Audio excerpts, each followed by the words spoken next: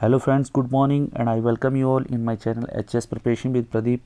और फ्रेंड्स, मैं आज लेके आया हूँ आपके सामने जो 18 जून 2021 के जो न्यूज़पेपर्स हैं उससे जो करंट अफेयर्स बन रहे हैं जो आपके किसी भी एग्ज़ाम में, आप चाहे हिमाचल गवर्नमेंट का एग्ज़ाम दे रहे हैं, चाहे आप यूपीएससी का दे रहे हैं, चाहे आप किसी स्टेट पीसीएस का एग्ज़ाम दे रहे हैं, उसके लिए बहुत ही इंपॉर्टेंट है।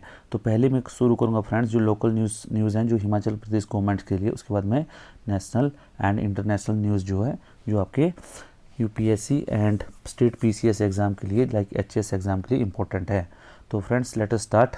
और उससे पहले मेरा रिक्वेस्ट है फ्रेंड कि प्लीज़ आप यूट्यूब में मेरा चैनल पक्का सब्सक्राइब कर लें, जिसका नाम है एचएस प्रिपरेशन विद प्रदीप, ठीक है, तो यूट्यूब पे।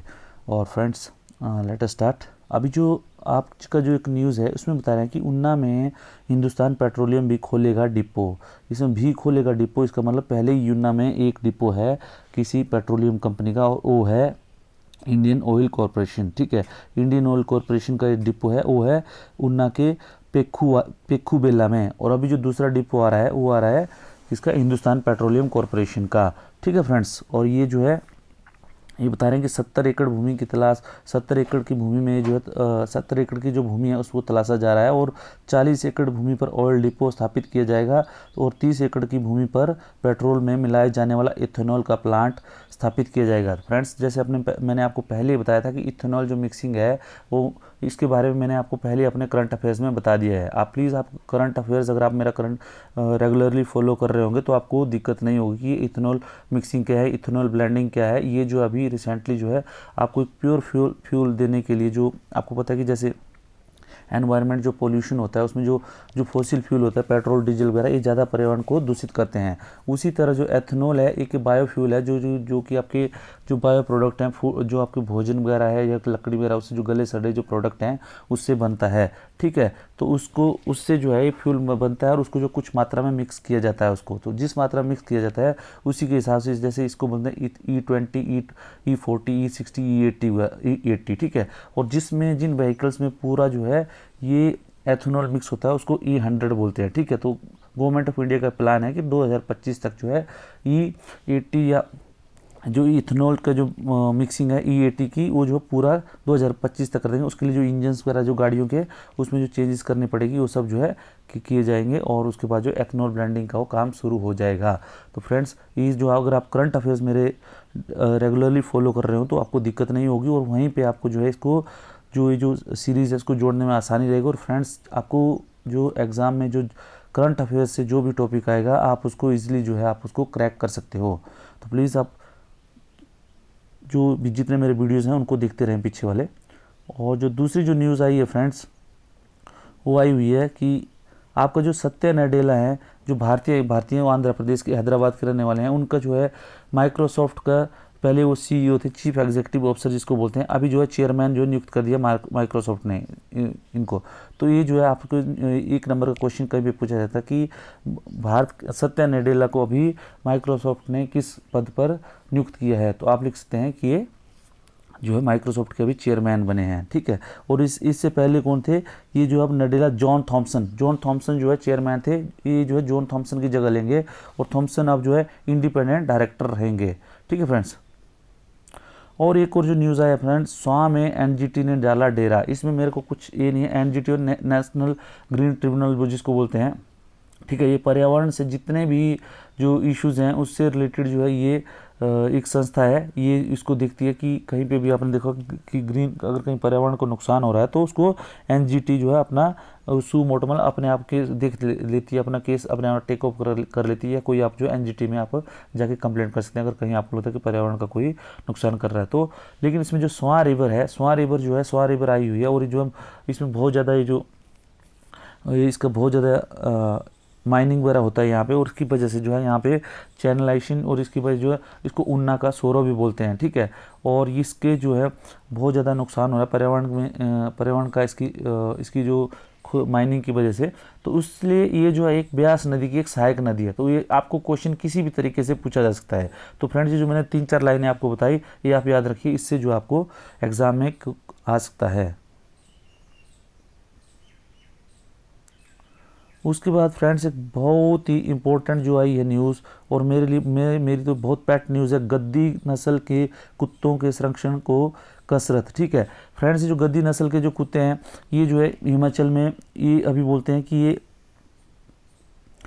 विलुप्त होने की चिंताजनक स्थिति में पहुंच चुके हैं। ठीक है, और इसको हिमाचली स्वान बोलते हैं, हिमाचली स्वान बोलते हैं इसको। बोलते हैं प्रदेश के गद्दी समुदाय द्वारा पाले जाने वाले कुत्ते, इसको हिमाचली स्वान भी बोलते हैं। तो आपसे पूछा जा सकता है कि हिमाचली स्वान क्या है, तो आप लिखोगे कि ये जो है कुत्तों की एक नस्ल है जो गद्दी कुत्तों की एक नस्ल है जो हिमाचल में पाई जाती है। और इसके जो अलग अलग हैं, जैसे इसमें जो नेपाल में भी है, नेपाल में जो इस नस्ल के जो कुत्ते हैं उनका नाम जो है अलग अलग नाम है। ठीक है, और इसमें जो है प्रधानमंत्री मोदी जी जो मन की बात में अपना बता चुके हैं कि इनका संरक्षण के लिए क्या योजना बनानी चाहिए, और इसको बताना कि प्रदेश में पहली बार इस दिशा में कार्य किया जाएगा, और गद्दी कुत्तों के संरक्षण और प्रसार पर 78 लाख रुपये तक की परियोजना तैयार की गई है। और इसमें जो है कोले वैज्ञानिकों की टीम ने इस प्रजाति के कुत्ते के फेनोटाइपिक तथा मोलिकुलर विशेषताओं पर अध्ययन करेगी। ठीक है, इन विशेषताओं को सहेजा जाएगा। प्रदेश में गद्दी समुदाय के घुमंतू भेड़पालकों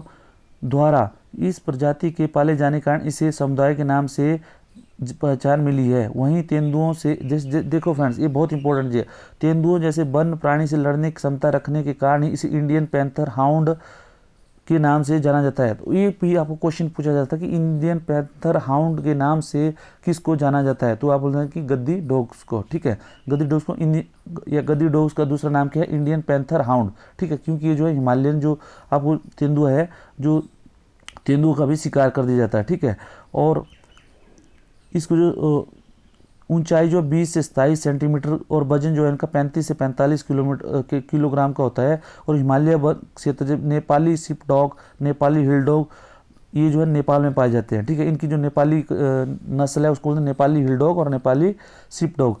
वहीं Himalayan guard dog, Indian leopard hound, Himachali स्वान तथा कश्मीरी सिप डॉग हिमालय क्षेत्र में पाए जाते हैं। तो गद्दी जो डॉग्स है उनकी जो नस्ल है वो जो इंडियन लेपर्ड हाउंड, हिमाचली स्वान और कश्मीरी सिप डॉग हिमालय क्षेत्र में कौन कौन पाए जाते हैं, Himalaya guard dog, Indian leopard hound, Himachali स्वान तथा कश्मीरी सिप डॉग। प्लीज़ आप इसको याद रखिए, ये बहुत काम आएगा आपके। ठीक है, ये जो आपसे पूछा जा सकता है, और मैक्सिमम इसके किसी भी एग्जाम में आप चाहे आप Himachal Pradesh service selection board Hamirpur का कोई एग्ज़ाम होगा, चाहे आपका पब्लिक सर्विस कमीशन का कोई भी एग्जाम हो, उसमें इस क्वेश्चन के आने की बहुत ज़्यादा संभावना है। उसके बाद फ्रेंड्स एक और बहुत अच्छी न्यूज़ है कि सोलन में बनेगी स्टील की सेब मंडी, कि जो सोलन में जो है स्टील की सबसे बड़ी जो है सेब मंडी बनेगी, और जो है देश की सबसे बड़ी स्टील मंडी होगी। ठीक है, इसमें क्या है कि इसमें 60 दुकानें बनाए जाने का, इसमें जो 60 दुकानें बनाए जाने का प्रस्ताव है, और इसमें जो पूरा जो स्टील स्ट्रक्चर से बनेगी। ठीक है, उसमें क्या होता था कि पहले जो टमाटर की थी और जो सेब की दोनों मंडियाँ इकट्ठी थी, अब जो सेब की जो मंडी है उसको अलग किया जाएगा। ठीक है, और 7 करोड़ से बनेगी ये जो टोटल जो इसका जो खर्चा होगा 7 करोड़ से बनेगा। ठीक है, तो ये फ्रेंड्स ये भी आपको न्यूज़ में ये किसी भी करंट अफेयर्स में आ सकता है। और उसके बाद एक और जो फ्रेंड्स जो न्यूज़ है, जल परिवहन को लेकर फर्जी दावे, ये जो फ्रेंड्स एक मंथन करके रिसर्च इंस्टीट्यूट है उसका एक रिपोर्ट आई है। इसमें जो बता रहे हैं कि जो देश में जो, जैसे आपको पता है कि जो आपका जो आप सामान लाते हैं किसी भी जगह से, जैसे भी आप सामान ढोते हैं या कुछ सवारी लेकर रह जाते हैं, तो उसके जो जल मार्ग है, सड़क मार्ग है, और उसका जो हवा मार्ग है। ठीक है, तो इसमें जो सबसे सस्ता साधन है वह जल मार्ग। ठीक है, जल मार्ग में बोलते हैं कि 1 टन को जो ढोने का जो लागत है कम से कम जो है 1.1 मतलब 1 रुपये 11 पैसे के करीब है, एक टन पर किलोमीटर का। ठीक है, वहीं पे जो है अगर ये सड़क और रेल परिवहन की औसत लागत जो कम से कम 2 रुपये 50 पैसे है। ठीक है, और पर टन पर किलोमीटर है। ठीक है, और इसकी जो एवरेज देखा जाए जल मार्ग की बता रहे हैं कि 1 रुपये 6 पैसे है प्रति टन प्रति किलोमीटर। ठीक है, लेकिन इसका ये बता रहे हैं कि इसके कुछ नुकसान हैं, कुछ हार्म्स हैं, कुछ इसके बेनिफिट्स हैं। ठीक है, नुकसान और फायदे क्या हैं। फ़ायदा ये है कि आपका जो है इसमें आसानी से जो है ये सामान जो है एक स्थान से दूसरे स्थान तक जो जल मार्ग के द्वारा जो है सस्ते रेट में पहुंचाएगा। अगर सस्ते में पहुंचेगा तो नेचुरल जो आपकी महंगाई कम होगी, कुछ भी जो है आपका उसका जो कॉस्ट है उसकी कम हो जाएगी, ठीक है, जो आपको ईजिली अवेलेबल होगी चीज़ें, तो डेफिनेटली आपको फ़ायदा होगा। लेकिन दूसरा है कि इससे जो जल मार्ग का जो नुकसान होता है, क्योंकि जगह जगह पे आपको जो है कंटेन टर्मिनल्स बनाने पड़ते हैं या कुछ बनाने पड़ते हैं, उसके मछलियों और अन्य जलीय जीवों के साथ जो है संपूर्ण जलीय पारिस्थितिक तंत्र पर विपरीत प्रभाव पड़ता है। क्योंकि आप ड्रेजिंग करते हैं, आपको खुदाई करते हैं इसको चैनल को गहरा करने के लिए, ठीक है, या आप जो उसकी जो जब बोट चलती है, जो आपको इलेक्ट्रिक जो वहाँ पे आवाज़ होती है, उसकी वजह से भी आपको जो है नुकसान होता है। और कई बार क्या है, जो बोट के पलटने के जो चांस होते हैं उसकी वजह से भी जलीय जो जीव तंत्र है उसको नुकसान पहुंचता है। और कई बार क्या है, इनमें जो है जैसे कोयला वगैरह जो राष्ट्रीय जलीय मार्ग 1 है, इलाहाबाद से लेके आपका हल्दिया तक जो है, उसमें क्या होता है कि मैक्सिमम अभी जो ढुलाई की जा रही है वो जो उसमें जो की जा रही है वो फ्लाई ऐश बोलते हैं, राख बोलते हैं, राख और कोयले वगैरह की। अगर ये जो डूब जाती हैं तो इससे जो है बहुत बड़ा जो गंगा डॉल्फिन है वो जो है गंगा में पाई जाती है, ठीक है, इलाहाबाद जो गंगा नदी है उसमें पाई जाती है, और उसको जो है उसके जो जीवन के लिए वो खतरा पैदा हो गया है, ठीक है। और उसके अलावा जो आपका जो एम्प्लॉयमेंट होता है, जो मछुआरे वगैरह होते हैं, उनको जो है नुकसान होता है। तो इस आर्टिकल को आप पढ़ लें, ये भी आपके बहुत काम आएगा फ्रेंड्स। और एक जो न्यूज़ है फ्रेंड जो मैंने इंडियन एक्सप्रेस से ली है, ये कोई एग्जाम में नहीं आएगी, but it is just for your motivation friend. इसमें क्या है, जो नेहा गोयल लेकर के हैं, ये ओलंपियन जा रही है, ओलंपिक में अभी जाएगी, टोक्यो ओलंपिक में पार्टिसिपेट करेंगी फ्रेंड्स। ये बहुत ही ज़्यादा प्योर फैमिली से आती हैं, ठीक है। इनका जो इसके बारे में दिया गया है इंडियन एक्सप्रेस में, तो मेरा आपसे कहना ये है कि शेयर हार्डवर्क, अगर आप ज़िंदगी में आप मेहनत करते हैं उसका कोई भी तरीका नहीं है। अपने दिमाग को कंट्रोल में करो और मेहनत करो, आपको जो है कोई भी मंजिल है आपसे छूटेगी नहीं। जिस तरह बेटी है बेचारी, एक हरियाणा की है नेहा गोयल करके, ये जो है इसके जो अभी पापा नहीं है, मदर जो है जो साइकिल शॉप में कहीं काम करती है, तो उसने जो है किस तरह 3 बेटियों को पाल के और इसको जो है अभी ओलंपियन बनाया है। तो आप देख सकते हैं कि किन ऊंचाइयों तक ये पहुंची है। और ऐसे जो है भारत देश में हमारे जो हज़ारों जो उदाहरण मिल जाएंगे। बस आपको करना है तो मेहनत करनी है, ठीक है। आपको पता है कि पढ़ाई करनी है तो पढ़ाई करनी है, ठीक है। अगर आपका दिमाग कहीं और है, जैसे बिजनेस करें तो उसमें करो आप, लेकिन पक्का कुछ भी जो आपका पैशन है उसको फॉलो करो और पूरी शिक्कत के साथ करेगा, ठीक है, उसके साथ पूरी मेहनत के साथ करो, आपको जो ज़िंदगी में सक्सेस आपको मिलेगी। और उसके बाद फ्रेंड्स एक और जो न्यूज़ आई है, big boost to China space ambition. आपने फ्रेंड्स ये जो चाइना है, चाइना ने अभी क्या किया, जो 3 जो एस्ट्रोनॉट थे उन्होंने स्पेस में भेज दिए हैं, ठीक है। जो उनका जो चाइनीज स्पेस स्टेशन है उसको वो जो अभी 2022 तक है वो रेडी हो जाएगा। और उसको जो है ये जो बोलते हैं कि इंटरनेशनल स्पेस स्टेशन जो चाइना जो यूएस और रसिया यूएस का है और रसिया का है, जो कंबाइंड है, उसमें आपको पता है कि रसिया और यूएस में जो टेंशन चल रही थी उसकी वजह से जो इसका जो फ्यूचर था अभी तक डार्क था। और बोलते हैं कि इसकी जो इंटरनेशनल स्पेस स्टेशन की जो डेट्स थी, उसका जो डिकमीशन होना था, इसको होना था 2015 में, लेकिन इसकी डेट बढ़ा दी 2020 और अभी जो है 2024 तक बता रहे हैं। तो अभी जो है 2024 तक अभी तक इन्होंने जो है दूसरी कंट्रीज़ ने कोई भी अभी तक जो है स्पेस स्टेशन की कोई अनाउंसमेंट की नहीं, क्या आगे प्रोसेस होगी। लेकिन चाइना जो है इसको 2022 तक जो है अपने स्पेस स्टेशन को बना लेगा। और बोलते हैं कि जो लो अर्थ ऑर्बिट में जितना भी सैटेलाइट्स वगैरह जो भी कुछ होगा, इसमें लो अर्थ ऑर्बिट में जो है इसका जो है ये फिर अपने हिसाब से नॉर्म्स जो है फ्रेम करेगा, ठीक है। तो इसलिए जो है ये एक न्यूज़ में है। इसको जो डिवाइन वेसल इन्होंने नाम दिया, जो चाइना ने जो अपना जो डिवाइन वेसल जो इनका स्पेस स्टेशन है उसको संजोउ 12 बोलते हैं, ठीक है, संजोउ 12 और डिवाइन वेसल। तो फ्रेंड्स ये आज की न्यूज़ हैं, और मैं आपसे रिक्वेस्ट करता हूँ कि प्लीज़ लाइक शेयर और सब्सक्राइब जरूर करें चैनल को, so that I can get motivated to make more of such videos.